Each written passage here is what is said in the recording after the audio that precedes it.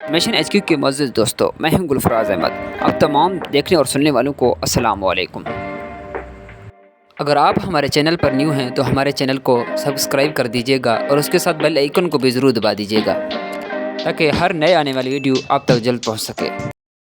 रूस मुल्क जो मशरक़ यूरोप और शिमाली एशिया के वसीअ व अरीज़ इलाके में फैला हुआ है, एक बार जब सोवियत सोशलिस्ट की यूनियन की मुमताज़ जमहूरिया USSR आमतौर पर सोवियत यूनियन के नाम से जाना जाता है, रूस सितंबर 1951 में सोवियत यूनियन की तहलील के बाद एक आज़ाद मुल्क बन गया। रूस सरजमीन की सरजमीन है, अब तक दुनिया का सबसे बड़ा मुल्क। ये कनाडा के तकरीबन 2 गुना रकबे पर मुहित है, जो कि दूसरा बड़ा है। ये पूरे शुमाली एशिया और यूरोप के मशरक़ी तीसरे हिस्से में फैला हुआ है, जिसमें 11 टाइम जोन्स फैले हुए हैं और सहराओं से लेकर नीलम खुश्क मैदानों तक गहरे जंगलात, ज़मीनी शक्लों की एक बड़ी रेंज को शामिल किया गया है। रूस में यूरोप का सबसे तवील दरिया वोल्गा और उसके सबसे बड़ी झील लोडोगा है। रूस दुनिया की सबसे गहरी झील बैकल का घर भी है। इस मुल्क ने कुतुब शिमाली और जनूबी के बाहर दुनिया का सबसे कम दर्जा हरारत रिकॉर्ड किया है। रवायात की पैरवी करते हुए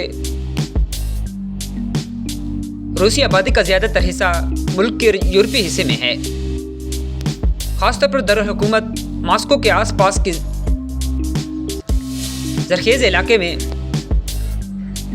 मॉस्को और सेनेट रूस के 2 अहम तरीन सकाफ़ती और माहौलियाती मराकज़ हैं और इनका शुमार दुनिया के खूबसूरत तरीन शहरों में होता है। ताहम एशिया में रूसियों की आबादी भी ज़्यादा है। 17वीं सदी में शुरू हुआ और ख़ास तौर पर 20वीं सदी के बेशतर हिस्से में नस्ली रूसियों और रूसी बोलने वाले लोगों का एक मुस्तकबिल बहाव मशरिक़ की तरफ मुंतकिल हुआ।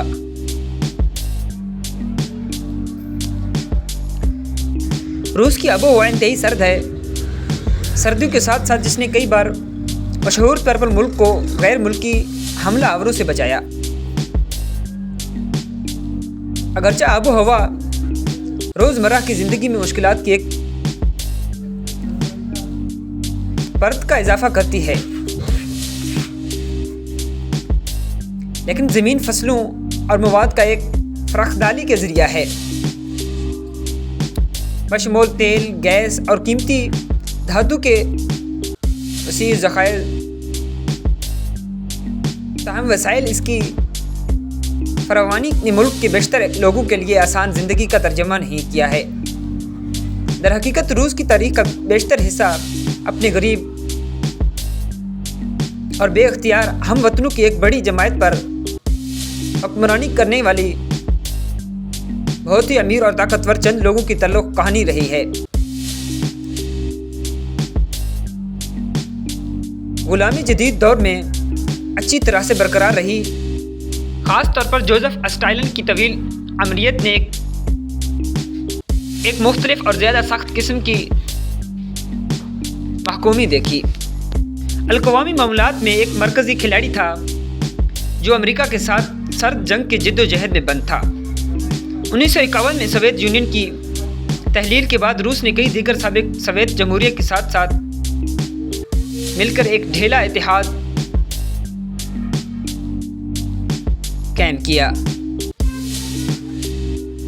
अगरचे सोवियत तर्ज की कम्युनिज़्म के खात्मे और उसकी नतीजे में सोवियत यूनियन के इन्हिदाम ने गहरी सियासी और इक़्तिसादी तब्दीलियाँ लाईं, जिनमें एक बड़े मुतवसत तबके की तश्कील का आगाज़ भी शामिल है।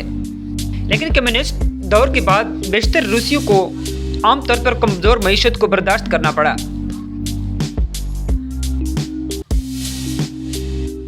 और समाजी बुराइयों का एक पशीदा जिसने मुतवक्का उम्र को नुमायां तौर पर कम करने का काम किया। इतने गहरे मसाइल के बावजूद रूस ने एक बार फिर आलमी ताकत के तौर पर अपनी इस्लाहियात को हासिल करने का वादा जाहिर किया। गोया एक पसंदीदा कहावत की मिसाल दी जाती है جو 19ویں صدی میں آسٹریلیا کے سیاستدان نے دی تھی۔